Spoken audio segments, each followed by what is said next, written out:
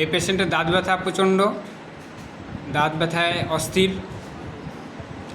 তো selective medicine constitutionally দিলাম।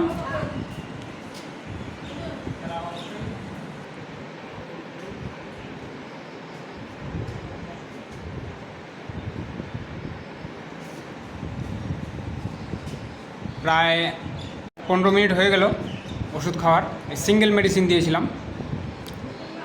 তো বলো, এখন দাঁত ব্যথা কেমন আছে? এখন তো ওষুধটা খাওয়ার পরে ব্যথাটা একদম কমে গেল। দাঁত ব্যথা সঙ্গে সঙ্গে 15 মিনিটে কমে গেল।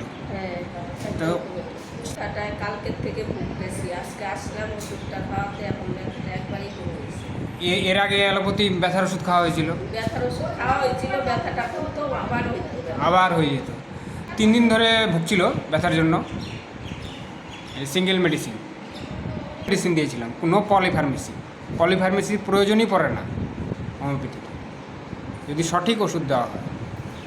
কালকে দাঁত ব্যথার জন্য ওষুধ দিয়েছিলাম, তো একদিন পর ফিডব্যাকটা নেওয়ার জন্য এই ভিডিওটা করছি। বলো, কালকে যে তোমাকে দাঁত ব্যথার জন্য ওষুধ দিয়েছিলাম, তো আজকে কেমন আছো? আজকে তো এক ফোঁটাও ব্যথা নাই। হ্যাঁ, আর তার সাথে সর্দি ছিল। সর্দি, নাক দিয়ে যেরকম কলের জলের মতন জল পড়তো, এখন জল পড়া বন্ধ হয়ে গেছে। তাহলে কেমন ফাস্ট কাজ করলো? একবারে কারেন্টের মতন কাজ করলো। ধন্যবাদ।